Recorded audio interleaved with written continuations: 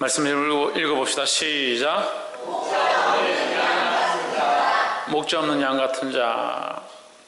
목자 없는 양은 눈도 어둡고 냄새도 잘 못 맡고 방향을 잘 알지 못한다. 그래서 목자가 없으면 양은 어디로 갈 줄 모른다. 그래서 우리는 이 양과 같은 존재다. 그래서 우리에게 누가 필요하냐? 목자가 필요하다. 목자는 누구냐? 예수 그리스도다 하는 거죠. 그래서 이것을 요한복음 6장 말씀과 연결해서 보면 결국 예수님이 그 떡이고 그 생명이고 그 물이고 그 피다라는 거죠. 그래서 예수 그리스도를 먹고 예수 그리스도를 만나고 예수 그리스도와 교제하는 것이 곧 우리가 살 길이고 우리가 살아갈 방법이요 그 길을 찾는 것이다 했습니다. 그래서 우리는 누구를 만나야 되냐? 목자 대신 예수님을 만나야 한다 하는 거예요. 이 오병이의 사건을 가지고 떡 5개와 보리떡 5개와 물고기 2마리로 그 일들에 대해서 그 역사가 어떠하느냐. 물론 오병이의 역사가 실제 있었던 일이고 또 그것이 놀라운 기적이지만 거기에 집중하는 것이 아니라 떡을 먹었고 안 먹었고에 집중하는 것이 아니라 그 떡으로 말미암아 그들의 육체가 사는 것처럼 또한 그 떡을 먹는 자들이 참 하늘의 만나를 맛보아야 된다.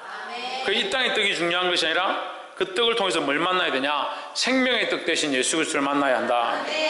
그럼 우리는 교회를 통해서 교회는 사회를 위해 봉사하고 어린 자들을 돌아보고 연약한 자들에게 보호하고 손길을 내미는 역할을 하지만 그것은 작은 보이는 떡이고 그들에게 이 떡을 주고 또 떡을 빼앗고 이렇게 하는 일을 하기 위해서 교회가 있는 게 아니라 이 떡을 통해서 참 생명의 떡, 참 하늘의 떡, 참 하늘의 만나 되신 예수 그리스도를 만나게 하는 것이 교회의 목적이다라는 겁니다.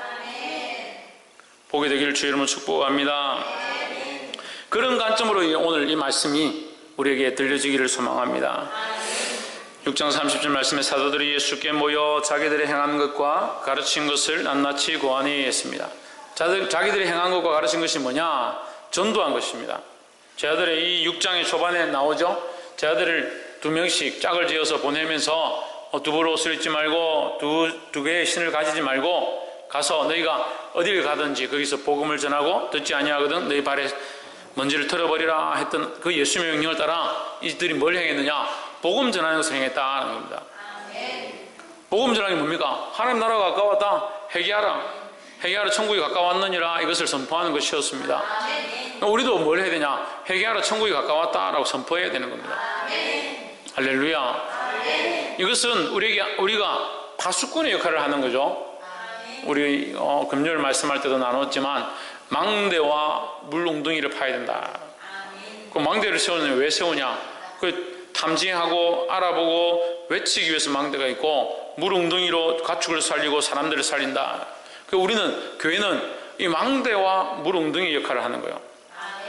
교회가 서서 사람들 정죄하고 너 죽는다, 너 지옥 간다, 너 망한다 이렇게 하는 게 아니라 교회는 망대 역할.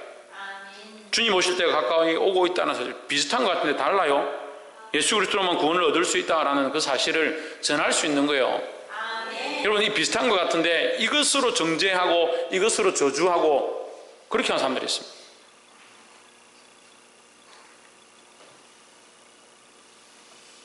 그래 고향에 가니까 누가 교회 다니는데 집에 어떤 아이가 좀 상태가 안 좋으니까 귀신 들려가 그렇다고 마귀가 쫓아내야 된다고 막 그랬다 하더라고. 같은 말이라도 왜 그렇게 말해요? 마귀가 들어가서 쫓아내야 된다. 귀신에 사로잡혀가지고 애가 저렇다. 그렇게 왜 말을 하냐고. 귀신이 들렸는지 마귀가 들렸는지 자기가 알면 자기가 기도하면 되고 그 집안에 가서 왜 그렇게 분란을 만들 필요가 있나? 지혜롭게 하면 되죠. 너무 정죄하고 너무 자기 생각으로 가니까 문제다는 거예요. 그러니까 우리는 무슨 역할을 한다? 망대와 물 웅덩이를 파는 역할을 해야 된다. 그러니까 복음만 전하는 거예요. 복음만. 오직 예수 그리스도로만 구원을 얻을 수 있습니다라고 전하면 되는 거예요. 볼 수 있기를 주의 이름으로 축복합니다. 31절 이르시되 너희는 따로 한적한 곳에 와서 잠깐 쉬어라 하시니 이는 오고 가는 사람이 많아 음식 먹을 겨를도 없음이라 했습니다. 이 한참 이제 복음이 전파되어지고 한참 많은 사람들이 주님 앞에 오기 시작했다. 32절에 이에 배를 타고 따로 한적한 곳에 갈새 예수님이 제자들과 함께 배를 타고 한적한 곳에 가셨습니다. 그 가는 것을 보고 33절에 그 가는 것을 보고 많은 사람이 저희인 줄 안지라 모든 고을로부터 도보로 그곳에 달려와 저희보다 먼저 갔더라 했습니다. 얼마나 이 사람들이 예수님 만나기를 사모하는지 예수님 만나고 싶어가지고 배로 건너가는 것보다 더 빨리 달려가서 예수님 가시는 곳에 도착했다. 여러분, 우리에게 열정은 필요합니다. 주를 찾는 열정은 필요합니다. 하지만 이 열정이 주님보다 지나치면 안 된다. 아멘. 교회를 사랑하고 봉사하고 헌신하는 것이 감사합니다. 그 봉사와 헌신과 교회를 사랑하고 또한 헌물을 드리고 자기 시간을 투자하는 거 필요 없다고 하는 게 아니에요. 그런데 문제는요, 그것이 지나치다 보니까 그 헌물과 봉사와 헌신이 자기 앞서 있다는 거예요. 그게 뭐가 됩니까? 자기 앞서 있으면 공로가 되는 거예요. 자꾸 착각하기 시작하는 겁니다. 주님이 주인이시고 주님이 내게 주신 것들을 내가 감사함으로 하나님께 드렸으니까 나는 뭐 한 겁니까? 맡겨주신 것들을 주님 앞에 돌려드린 것밖에 되지 않잖아요. 그리고 맡겨주신 것도 감사하고 돌려드릴 수 있게 하신 것도 감사해야 되는데 이 봉사와 헌신과 헌물이 앞서면 어떻게 됩니까? 이게 커 보이고 내가 이만큼 했는데 내가 이만큼 섬겼는데 내가 이만큼 봉사했는데 왜 돌아오는 것은 비난밖에 없느냐? 왜 칭찬이 없느냐? 왜 상이 없느냐? 이렇게 볼 수 있는 거예요. 항상 주님이 앞서야 하고 주의 일 가운데 나는 쓰임받는 자다라는 거예요. 그걸 볼 수 있어야 되는 거예요. 기도보다 말씀보다 앞서지 말라 하는데 항상 기도보다 말씀보다 앞서고 성령보다 앞서고 하나님보다 앞서면서 자기는 바른 일을 했다라고 생각하는 거예요. 그리고 시험이 드는 거예요. 옆에 사람 보시죠. 주님보다 앞서지 맙시다. 주님보다 앞서지 말고 주님 우리에게 맡기신 일인 줄 알고 주님 앞에서 충성하는 자들이 되어야 합니다. 34절 예수께서 나오사 큰 무리를 보시고 그 목자 없는 양 같음을 인하여 불쌍히 여기사 이에 여러 가지로 가르치시더라 했습니다. 저는 마가복음 6장 34절 이 말씀이 굉장히 좋아합니다. 사람들은 무리들이 많이 왔구나, 많은 사람들이 몰려왔구나, 키 큰 사람도 있고 작은 사람도 있고 아이들까지 다 데려왔구나, 어디에 앉아야 되나 어떻게 해야 되나 이런 생각들을 하고 있지만 예수님 뭘 보느냐? 그들의 영적 상태, 목자 없는 양 같음에 대한 그 모습들을 보는 거예요. 우리는 무엇을 보기를 힘써야 되느냐? 사람들의 어떠함과 잘생겼느냐 못생겼느냐 예배신에 졸고 있느냐 딴 생각을 하고 있느냐 그걸 보는 게 아니라 그 보지 말라는 게 아니고 뭘 더 볼 수 있어야 되냐? 그 영적 모습들을 볼 수 있어야 된다. 그러니까 사람이 돈 많은 사람이 오면 이 사람 어떻게든 교회 헌금 많이 내게 할까? 좀 일 잘하는 사람 오면 이 사람 어떻게 하면 교회 일을 좀 시킬까? 그걸 보는 게 아니에요. 그걸 보라고 성경에 어디 되어 있습니까? 예수님의 시각을 보고 목자 없는 양 같으면 영적 상태를 보고 영적으로 내가 어떻게 도울 것이며 어떻게 기도할 것이며 어떻게 중보할 것이며 어떻게 사랑할 것인가 이 영적인 일들을 도모해야 되는 거예요. 따라합시다. 교회는 영적인 일을 도모해야 한다. 교회는 영적인 일을 도모할 때 영적인 교회고 하나님 기뻐하신 교회의 역할을 감당하는 겁니다. 눈에 보이는 것, 실제적인 이윤과 이익과 자기에게 필요한 것들을 구하고 찾다 보면 그것은 영적인 교회가 아니다라는 거예요. 우리는 예수 그리스도를 머리로 하고 맨 처음 뭐라고 했습니까? 김태현 처음 뭐라 했습니까? 주님보다 앞서면 안 된다. 우리 교회는 주님보다 앞서지 않기를 소망합니다. 두 번째는 영적인 할렐루야 영적인 교회가 아니라 영적인 교회 영적으로 보고 영적으로 갈구하고 영적인 길들을 쫓아가는 영적인 교회가 되어야 된다. 왜요? 왜 영적인 교회가 되어야 합니까? 예수님께서 영적인 분이셨고 영적으로 보셨고 그들의 외모를 취한 것이 아니라 그들을 바라볼 때 목자 없는 양 같음에 대한 시각들을 보셨기 때문에 우리도 또한 그러한 시각들로 보아야 하고 그러한 교회가 되어야 한다는 거예요. 할렐루야. 그래서 불쌍히 여기사 시대를 불쌍히 여기고 영혼들을 불쌍히 여기고 아이들을 불쌍히 여기고 청년들을 불쌍히 여기고 성도들을 불쌍히 여길 수 있는 자들이 되어야 된다는 거예요. 어떤 사람들은 아이들이 많이 오니까 아이들 돈도 안 되고 시끄럽기만 시끄럽고 먹기만 엄청 먹어사고. 전에 학생들이 우리가 한참 많을 때 교회 처음 이제 하는데 학생들이 40명 50명까지 출석하는데 밥을 얼마나 먹는지 2주에 쌀 한 가마씩 드는 2주에 2주 만에 쌀 한 가마씩 드는 거예요. 그 어느 집사님이 그런 얘기를 하는 거예요. 저 놈들은 도움도 안 되고 오기만 하면 뭐 놀이터도 부수고 쌀만 축내고 그런 얘기 하지 마시라고. 그 한 영혼이 한 생명이지 않느냐. 물론 그 아이들이 그 쌀을 먹고 그 밥을 먹고 지금 여기서 자라서 뭐 큰 열매를 맺고 집사님 되고 그렇게 하지 않았다 하더라도 우리는 우리의 역할을 감당하는 거예요. 그 영혼을 바라보고 그들을 불쌍히 여기고 하나님 우리에게 주신 사명대로 살면 되는 거예요. 할렐루야. 35절 때가 저물어가매 제자들이 예수께 나와 여짜오되 이것은 빈들이요 때도 저물어가니 했습니다. 성경 말씀을 볼 때요 때가 저물어가매 우리가 창세기를 볼 때 제가 한번 가르쳐 드린 게 있습니다. 애굽이라고 창세기 나오면 무조건 뭐라고 해석하면 된다 했습니까? 세상이라 해석하면 된다 했죠. 이 신약에서 때가 저물어가매 하면 마지막 때가 가까웠다 이렇게 보시면 돼요. 때가 저물어가매 때가 저물어간다. 이제 집에 돌아갈 때가 됐다. 돌아갈 때가 우리가 하나님 나라 돌아갈 때가 됐다. 때가 저물어가는 시대. 이 시대가 때가 저물어가는 시대다. 때가 저물어가는 시대에 뭐가 없느냐? 먹을 것이 없는 시대가 되는. 뭐 먹을 게 없느냐? 다 잘 먹고 잘 사는데 영적으로 먹을 게 없다. 영적으로 빈들과 같고 영적으로 광야와 같은 시대에 살고 있다. 우리가 뭘 해야 되느냐? 뭘 해야 되겠습니까? 영혼을 불쌍히 여긴다는 사람들이 뭘 해야 되겠습니까? 그 영혼들에게 먹을 것들을 나눠줘야 되겠죠. 뭘 나눠줘야겠습니까? 말씀을 나눠줘야 되죠. 돈도 없고 힘도 없고 백도 없고 가진 게 없으니까 말씀이라도 나눠줘야지. 가진 거 다 있으면서 말씀만 나눠주면 안 되고 우리가 다른 것도 봉사하고 헌신하되 특별히 말씀으로 나눠주기를 힘써야 된다라는 거예요. 36절 무리를 보내어 두루촌과 마을로 가서 무엇을 사먹게 하옵소서. 제자들의 시각은 이런 거죠. 어쨌든 이 사람들이 그래도 불쌍하니까 먹을 걸 먹어야 됩니다. 이런 시각이죠. 근데 예수님은 그들을 어떻게 보고 있었다? 목자 없는 양과 같이 보고 있었다. 그래서 이 제자들이 보는 시각과 예수님이 보는 시각이 다른 겁니다. 그리고 제자들은 뭐라고 합니까?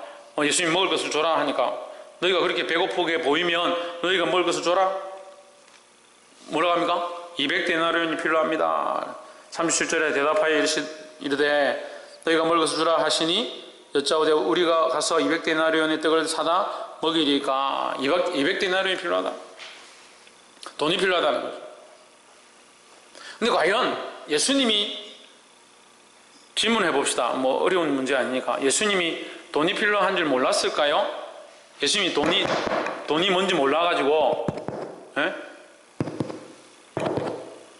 소리가 다르네. 에? 돈이 필요한 줄 몰라서, 떡이 지금 구할 수 없다는 사실을 몰라서 제자들 보고 너희들이 줘라 이렇게 했을까요? 남자만 5,000명이 있었는데 남자만 5,000명 먹일 수 있는 떡 같으면 마차로 얼마나 몇 대를 실어 와야 될 거 아니에요. 그런데 그거를 예수님이 제자들이 가지고 있는 줄 몰라서 너희들이 줘라 했을 것 같아요? 어려워요. 이 문제가 어려워요. 돈이 많이 들 줄을 알고 있었을 거예요. 제자들이 가지지 않은 줄도 알고 있을 거예요. 빈들이라서 먹을 수 없는 줄도 알고 있을 겁니다. 그런데 왜 예수님이 줘라 했을 것 같아요? 지금 제자들이 뭐 했습니까? 예수님께 방금 전에 뭐 했습니까? 방금 전에 뭐 했습니까? 예수님께 갔다 왔다고 전하고 왔다고 주님이 말씀하신 것들을 행하고 전하고 왔다고 다 어디 갔다 왔어요? 아니 30절에서 했잖아요. 30절에 사도들이 예수께 모여 자기들이 행한 것과 가르친 것을 낱낱이 고했다 했잖아요. 방금 전에 그들이 가서 우리가 복음을 전하니까, 우리가 천국이 가까웠다 회개하라 전하니까 귀신이 쫓겨나고 병자들이 낫고 하나님의 역사가 있었습니다. 그거 지금 간증한 거예요. 그거 방금 지금 제자들이 예수님께 간증한 거잖아요. 방금 그렇게 간증해 놓고 예수님이 너희가 먹을 것을 줘라 이렇게 하니까 200데나리온이 있어야 됩니다. 이게 앞뒤가 안 맞는.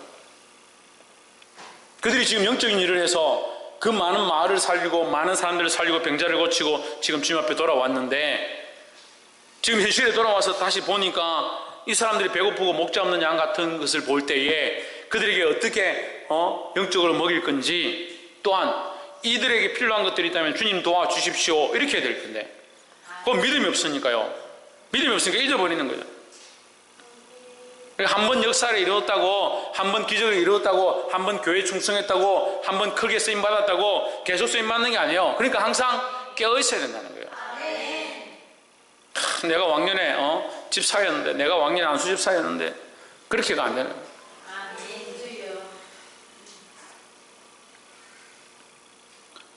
38절에 이르시되 너에게 떡 몇 개나 있느냐 가서 보라 하시니 알아보고 이르되 떡 5개와 물고기 2마리가 있더이다 하거늘 했습니다. 39절 제자들을 명하사 그 모든 사람으로 때를 지어 푸른 잔디 위에 앉게 하시니 41절 봅시다. 예수께서 떡 5개와 물고기 2마리를 가지사 하늘을 우러러 축사하시고 떡을 떼어 제자들에게 주어 사람들 앞에 놓게 하시고 또 물고기 2마리도 모든 사람에게 나누어 주시매 했습니다. 마태복음 4장에서 예수님께서 마귀에게 시험을 받죠. 마귀가 뭐라 합니까? 40일 동안 금식하신 예수님께 3일 금식하신 분 손 들어서 3일 금식해 본 사람, 4일 금식해 본 사람, 4일 5일 금식해 본 사람, 5일 이상 아무도 없죠. 40일을 굶었습니다. 뭐가 보이겠습니까? 40일 금식하면. 제가 훈련받을 때, 군대에서 훈련받을 때 한 끼 정도 못 먹고 땡볕에 달리니까 뭐가 보이냐면 수박이 보이는 거예요. 수박이 어디에 있냐면 빨간 다라이에, 그 옛날에는 냉장고 잘 없으니까 빨간 다라이 김장하는 통에 물이 가득 들어있고 수박이 그 안에 탁 둥둥 떠 있는 게 눈에 보이는 거예요. 환상이. 그래서 나는 환상이 있는 줄 믿어요. 수박이 물에 둥둥 떠 있는 게 눈에 보이더라고. 총 들고 막 각개전투 하는데 달려가니까 35도씩 막 되니까요. 땀이 얼마나 땀을 쏟았는지, 이 군복이 갈 때 녹색이었는데 올 때 그 국방색이 되는 거예요. 국방색이 갈색이 되는 거예요. 갈색이. 이 물이 땀이 나와서 옷 색깔이 변하는 거죠. 그렇게 하니까 총 들고 뛰는데요, 그 앞에 엎드려 있으니까 다라이가 보이고 거기 수박이 들어있더라고요. 그거 보이대요.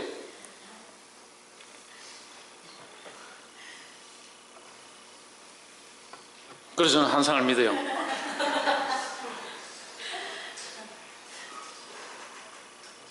사십일 동안 금식하신 예수님께 마귀가 뭐라고 하냐? 이 돌들로 떡을 만들어 먹어라. 예수님이 떡 만들어 먹을 능력이 없느냐? 그렇지 않죠. 지금 뭘 하냐면요, 사단의 권세와 그리스도가 이 땅에 다시 주인 되실 그 권세를 회복하실 것들에 대한 그걸 가지고 싸우는 거예요. 먹는 것으로 시험하는 거예요. 우리는 맨날 뭘로 시험 당하냐? 먹는 거로 시험 당하는 거예요. 먹는 것 때문에 주님을 부인하는 겁니다. 먹는 걸 더 사랑해서. 우리가 언제 주님을 부인했습니까? 먹는 걸 더 사랑해서 잊어버리는 거예요. 그래, 만들어 먹어라. 예수님 뭐라고 하십니까? 사람이 떡으로만 살 것이 아니고, 근데 예수님이 왜 떡 만들어 줍니까? 지금 이 사람들에게. 떡이 목적이 아니다는 거죠. 뭐가 목적입니까? 목자 없는 양 같은 자를 살리는 것이 목적이다라는 거죠. 떡으로만 살 것이 아니고 하나님의 말씀으로 살 것이다. 하나님의 말씀으로 살 것이다. 그 예수님 자신을 뭐라고 합니까? 요한복음 6장 55절에서 내 살은 생명의 떡이고 내 피는 생명의 음료다라고. 예수님의 살이 지금 어디 있습니까? 없잖아요. 어디 있습니까? 말씀에 있습니다. 말씀에. 그래서 우리가 그 말씀을 먹고 우리의 영이 소성함을 얻는다라는 거예요. 그래서 우리는 뭘 나눠줘야 되느냐? 말씀을 말씀 나눠주면, 이 말씀을 자꾸 나눠주면 나눠줄수록 말씀이 없어집니까? 없어지지 않습니다.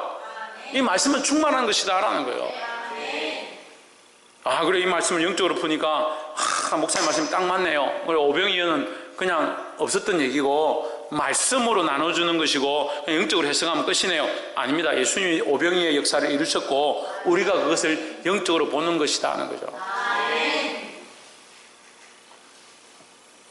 42절 다 배불리 먹어서 어떻게 되느냐? 그 영과 혼과 육이 소성함을 입고 살아났다는 거예요. 우리가 하나님의 말씀으로 말미암아 혼과 영과 육이 살기를 주의 이름으로 축복합니다. 옆에서 한번 보십시오. 말씀으로 혼과 영과 육이 살기를 소망합니다. 그래서 세 번째 뭐냐? 하나님의 말씀으로 우리 혼과 영과 육이 살아야 한다는 거예요. 근데 말씀을 듣는 사람들이 육체는 살아나고 영은 살아나는 사람이 있는데 혼이 안 살아나는 사람들이 있어요. 혼은 왜 안 살아나느냐? 지식을 바꾸지 않습니다. 생각을 바꾸지 않습니다. 가치관을 바꾸지 않습니다. 말씀이 들어오면요, 생각을 바꿔야 됩니다. 생각을. 내가 알았던 것이 참이라고 생각했던 그것을 주님의 말씀으로 바꾸기 시작해야 된다는 거예요. 43절에 남은 떡 조각과 물고기를 12바구니에 차게 거두었으며 44절 떡을 먹은 남자가 5,000명이었더라. 할렐루야. 이것도 영적인 시각으로 해석할 수 있습니다. 5,000명이었다. 그 작은 떡으로 이 많은 사람들이 먹고 남았다. 하나님의 말씀은 모자라지 않는다는 거죠. 아무리 많은 사람들이 먹어도 다 살 수 있고 충분히 남기에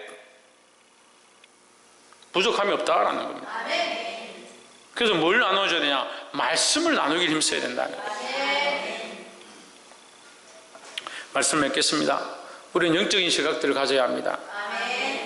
하나님의 말씀보다, 하나님보다, 주님보다 앞서지 말아야 될 것입니다. 이 말씀을 나눔으로 나만 사는 것이 아니라 수많은 영혼들을 살릴 수 있어야 합니다. 그 영혼들을 살리려면 인간적인 시각들을 벗어버리고 영적인 시각들을 가져서 그 영혼들을 살리는 데 힘쓸 수 있는 저와 여러분 되기를 주의 이름으로 축복합니다. 기도하겠습니다.